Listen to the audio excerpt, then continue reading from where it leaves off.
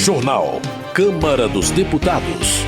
Plenário retoma a análise da proposta sobre precatórios após o feriado. Mulheres enfrentam dificuldades para a reconstrução mamária após câncer. Comissão de Orçamento aprova recursos para bolsas de pesquisa. Boa noite. A Comissão Mista de Orçamento aprovou crédito suplementar no valor de mais de 4 bilhões de reais. Os recursos serão distribuídos entre 9 ministérios e parte deles serão usados para pagar bolsas estudantis atrasadas. O repórter Francisco Brandão explica os detalhes do projeto. Na rua, nas casas, quem disse que sumiu? Aqui está presente o movimento estudantil. Aprovado o relatório, a matéria vai ao Congresso Nacional. Com a forte torcida de estudantes que estão com bolsas atrasadas, a Comissão Mista de Orçamento aprovou o projeto que vai abrir um crédito de mais de 4 bilhões de reais distribuídos entre 9 ministérios. As bolsas para estudantes representam apenas uma fração deste valor, com 43 milhões de reais. No entanto, a votação envolveu uma longa negociação com o governo, já que a comissão descobriu que ainda faltavam 124 milhões para pagar o restante das bolsas até dezembro. Só foi possível fechar um acordo depois que o Poder Executivo anunciou que vai apresentar nas próximas semanas um outro projeto com mais recursos para bolsistas, além de 655 milhões de reais para financiar pesquisas. O deputado Carlos Zaratini, do PT de São Paulo, reclamou da falta de recursos para bolsistas. Eu só tenho a lamentar que o governo, que sabe que tem uma despesa com bolsas, certo? Deixa essa situação em que a gente tem que ficar brigando aqui por uma coisa que deveria ser consagrada.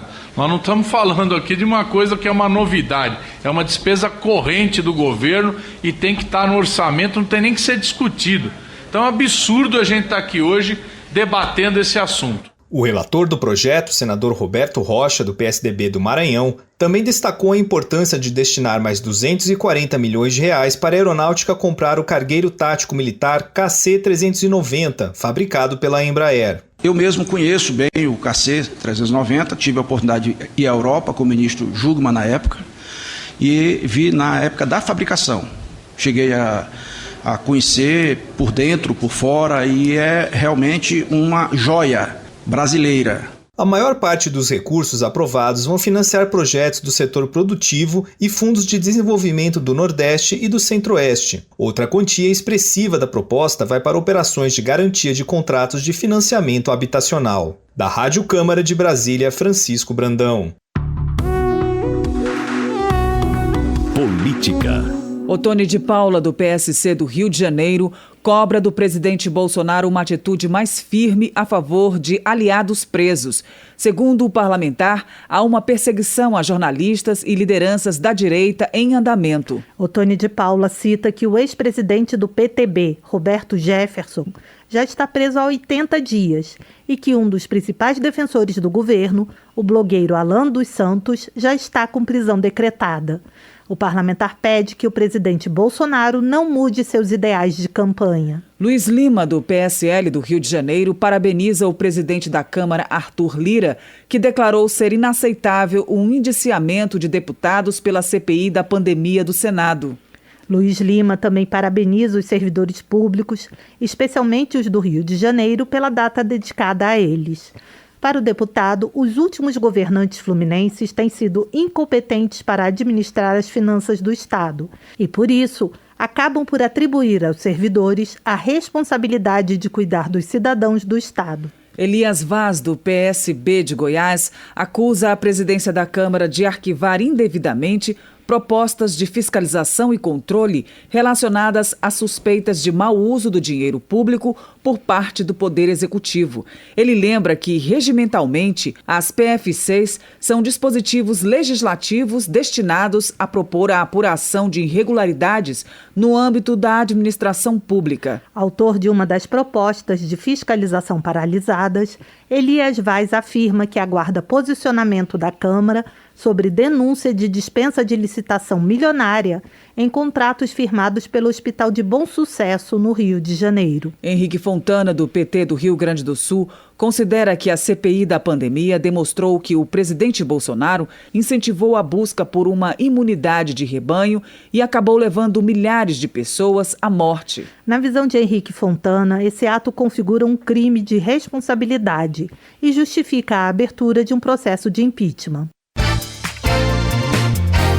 Ayrton Faleiro, do PT do Pará, afirma que o Brasil precisa ressaltar a importância dos servidores de carreira para o fornecimento dos serviços básicos aos cidadãos. De acordo com Ayrton Faleiro, as mudanças propostas na PEC da reforma administrativa ameaçam não só a autonomia dos servidores, mas também os próprios serviços públicos, uma vez que, segundo ele, impede a existência de um estado de proteção social. Bira do Pindaré, do PSB do Maranhão, também acredita que a proposta de reforma administrativa destrói o Estado, aumentando a terceirização e a precarização nas relações de trabalho. Bira do Pindaré acusa o ministro da Economia, Paulo Guedes, de se beneficiar com a aprovação da reforma administrativa e com a alta do dólar. Ele recorda a denúncia do Consórcio Internacional de Jornalismo Investigativo, que mostra Guedes como dono de empresas com sede em paraísos fiscais. Jones Moura, do PSD do Rio de Janeiro, alerta que os servidores públicos estão atravessando um momento difícil com a possibilidade de aprovação da PEC da reforma administrativa. Para o congressista, os servidores são aqueles que estabilizam as instituições do Estado e defendem verdadeiramente a sociedade. Jones Moura ressalta que o governo federal, em vez de reconhecer a importância do funcionalismo público, propõe a retirada de direitos e o congelamento de salários. Para o deputado, a reforma administrativa atende aos interesses da iniciativa privada e facilita o apadrinhamento político. Paulão, do PT de Alagoas, lamenta que o governo federal tenha eleito os servidores públicos como inimigos. Para o deputado, é preciso parar a proposta da reforma administrativa e o desmonte das políticas públicas que atendem a população mais carente. Paulão denuncia que os servidores do Hospital Veredas de Maceió estão há 3 meses sem receber salário, ainda que o hospital tenha recebido milhões de reais em recursos do governo federal. Professora Rosaneide, do PT do Mato Grosso, pede que os deputados se conscientizem de que o povo precisa dos serviços públicos e que eles devem ser protegidos. Para a professora Rosaneide, serviço público significa a entrega de serviços qualificados à população, independente de governos ou viés ideológico. Afonso Florense, do PT da Bahia, também destaca a necessidade de rejeitar a proposta de reforma administrativa. Para ele, o texto escandaliza ao determinar que o setor privado atuará na saúde, na educação e em outras áreas com o uso de dinheiro público para auferir lucros. Afonso Florense diz que a proposta é um retrocesso e permite o retorno da indicação política para a ocupação de cargos em substituição aos concursos. Saúde. A comissão especial criada na Câmara para acompanhar as ações de combate ao câncer no Brasil realizou audiência pública para debater as dificuldades de mulheres para ter reconstrução mamária após o câncer de mama. A repórter Lara Raja acompanhou o debate e tem mais informações. Toda mulher que sofreu mutilação total ou parcial da mama decorrente de tratamento de câncer tem direito por lei à reconstrução mamária. Mas essa não é a realidade de muitas que buscam serviço de saúde público e privado no Brasil. E por isso o assunto foi discutido em audiência pública na comissão especial criada na Câmara para acompanhar as ações de combate ao câncer no Brasil, em conjunto com as comissões de Defesa dos Direitos da Mulher e de Seguridade Social e Família e com a Secretaria da Mulher da Casa. A deputada Tereza Nelma, do PSDB de Alagoas, que é paciente oncológica e pediu o debate, destacou casos de mulheres que esperaram até 18 anos para conseguir fazer a reconstrução mamária. É possível sim fazer reconstrução mamária no momento de fazer a mastectomia e o SUS paga. Essa é a nossa realidade. Nós queremos viver. 4 leis no Brasil tratam da reconstrução mamária. Uma lei de 1999 garante às mulheres que sofreram mutilação total ou parcial da mama decorrente de tratamento de câncer o direito à cirurgia plástica reconstrutiva no Sistema Único de Saúde, o SUS. Outra lei de 2001 garante o pagamento de cirurgia plástica reparadora pelos planos privados de saúde. Já uma lei de 2013 determina que, quando existirem condições técnicas, a reconstrução será efetuada no mesmo tempo cirúrgico da retirada da mama. E, por fim, uma lei de 2018 explicita que os procedimentos para obter a simetria das mamas e para a reconstrução da areola e do mamilo integram a cirurgia plástica reconstrutiva. Chefe do Serviço de Mastologia do Hospital Conceição, no Rio Grande do Sul, José Pedrini destacou que a cirurgia estética imediata, inclusive com prótese, não prejudica o tratamento e defendeu que seja feita no mesmo ato cirúrgico, com uma única internação. Ele ressaltou que a reconstrução da mama na hora da cirurgia de retirada da mama leva apenas 40 minutos a mais e, em 90% dos casos, pode, sob o aspecto médico, ser feita simultaneamente. A deputada Carmen Zanotto, do Cidadania de Santa Catarina, que também propôs o debate, frisou que o gargalo está no financiamento. O que o SUS paga, não paga prótese. Se não paga prótese, como é que vai pagar os honorários e as despesas hospitalares? Esse tem que ser o nosso debate. Aline Leal Lopes, da Coordenação Geral de Atenção Especializada do Ministério da Saúde, reiterou que o SUS garante o tratamento integral da mulher com câncer de mama, inclusive a plástica das mamas. Em 2019, foram realizadas pelo SUS 1.456 cirurgias de reconstrução mamária. A gente teve um impacto negativo, né, como já é sabido aí por vários estudos e até pelos nossos levantamentos, na realização dessas cirurgias em 2020, por conta da Covid, né? A gente, em 2020, até agosto, a gente teve 530 cirurgias realizadas no Brasil todo. Aline Lopes acrescentou que portaria do Ministério de dezembro do ano passado disponibilizou para os estados 150 milhões de reais para o custeio de ações de rastreamento, detecção precoce e controle do câncer de mama e colo do útero no SUS durante a pandemia. Ela destacou, por outro lado, que o financiamento da saúde é tripartite, com recursos do orçamento federal, mas com contrapartida estadual e municipal. A deputada Carmen Zanotto argumentou que a emenda constitucional do teto de gastos está limitando o orçamento federal da saúde, o que leva estados e municípios a ter que colocar mais recursos na área. Da Rádio Câmara de Brasília, Lara Rage. Economia. Heitor Chu, do PSB do Rio Grande do Sul, comunica que 53% do orçamento para 2022 será utilizado para o pagamento da dívida pública, que é gerada quando o governo gasta mais do que arrecada e tem que recorrer a empréstimos. A título de comparação, Heitor Chu informa que a previsão do orçamento para o Ministério da Agricultura é de apenas 0,3% de todo o montante arrecadado. Na visão do deputado, enquanto o Brasil não resolver o problema da dívida pública, todos os setores, como saúde, educação, terão seus recursos reduzidos. Preocupado com o efeito cascata que o aumento dos combustíveis pode causar, Charles Evangelista, do PSL de Minas Gerais, sugere a criação de uma frente parlamentar para debater medidas que combatam a alta dos preços. Charles Evangelista explica que, como o valor de quase todos os produtos e serviços são atrelados ao preço dos combustíveis, os reajustes da Petrobras afetam toda a cadeia econômica. Marcon, do PT do Rio Grande do Sul, presta solidariedade aos caminhoneiros do país e pede melhorias nas condições de trabalho da categoria, que, segundo ele, estão se deteriorando com o aumento do preço dos combustíveis. Marcon culpa o governo Bolsonaro pelo descontrole na gestão da economia que, segundo o deputado, tem causado o aumento da inflação e do desemprego no país. O parlamentar critica a política de preços da Petrobras, que já elevou 12 vezes o valor da gasolina só em 2021. José Guimarães, do PT do Ceará, considera que o vazamento do áudio onde o dono de um banco privado fala sobre a influência em autoridades do governo revela uma articulação ilegal de controle da economia que afronta a democracia. De acordo com José Guimarães, não pode ser natural que o dono de uma instituição financeira privada dê as diretrizes para o futuro da economia do país. Votação. plenário da Câmara retoma a análise da proposta sobre precatórios após o feriado. A proposta já começou a ser debatida na última quarta-feira. O repórter Cid Queiroz tem mais informações sobre a pauta desta semana. Com a semana mais curta por causa do feriado, o plenário deve concentrar sua atenção à votação da PEC dos precatórios.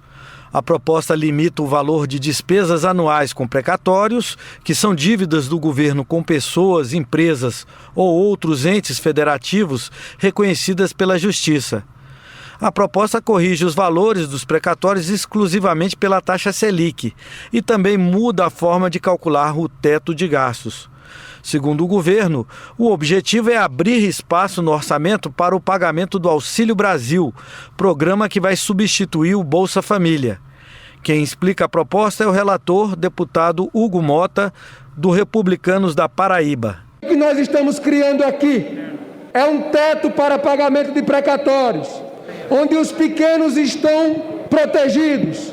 Os RPVs serão integralmente pagos. Aqueles precatórios até R$66 mil estão garantidos o seu pagamento.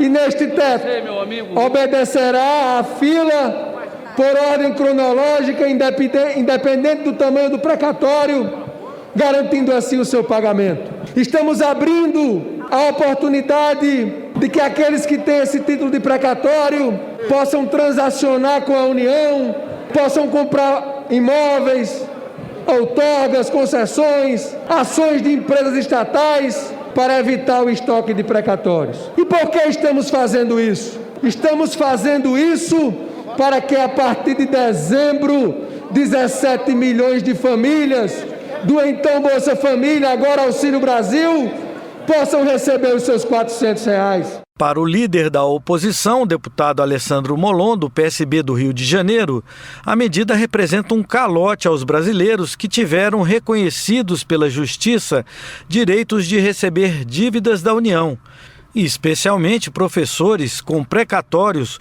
do antigo Fundo de Desenvolvimento da Educação, Fundef. O deputado Cacalhão disse que quem votar contra essa PEC é contra o auxílio. Nós veremos na votação da MP 1061 quem vai tentar colocar R$600, quem vai colocar 400. Nós não temos medo desse debate, porque fomos nós que elevamos o recurso para o auxílio emergencial de 200 para 600. Nós vamos votar contra essa PEC, porque nós somos contra tirar dinheiro da educação, porque nós somos contra o calote, porque nós somos contra usar a miséria do nosso povo para colocar milhões e bilhões em outras rubricas, no orçamento secreto. A medida provisória citada pelo deputado Molon é a MP 1061, que já está pronta para a pauta. Ela criou os programas Auxílio Brasil e Alimenta Brasil, em substituição, respectivamente, ao Bolsa Família e ao Programa de Aquisição de Alimentos. Em meio à COP26, Conferência das Nações Unidas sobre Mudança do Clima, que ocorre na primeira quinzena de novembro na Escócia, os deputados podem votar também o projeto que regulamenta o mercado de carbono no Brasil. Outras propostas estarão na pauta do plenário desta semana. E você pode acompanhar todos os debates e votações pela Rádio e TV Câmara, pelo portal da Câmara na internet e pelo nosso canal no YouTube. A gente está também nas redes sociais e no aplicativo Câmara ao Vivo no seu celular. Da Rádio Câmara de Brasília, Cid Queiroz. Termina aqui o Jornal Câmara dos Deputados, com trabalhos técnicos de Everson Urani e apresentação de Mônica Tati e Val Monteiro. Boa noite para você. Ouça agora as notícias do Tribunal de Contas da União. Uma boa noite. Minuto do TCU.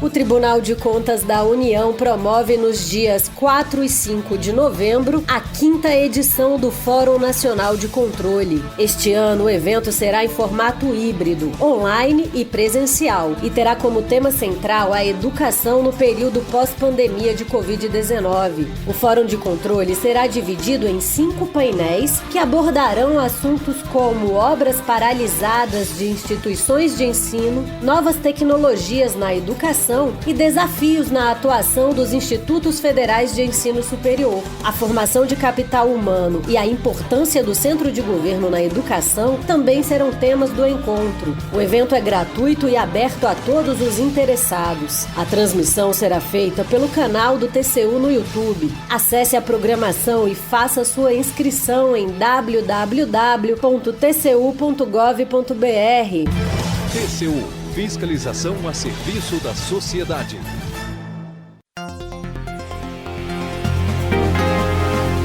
Você ouviu A Voz do Brasil. Boa noite.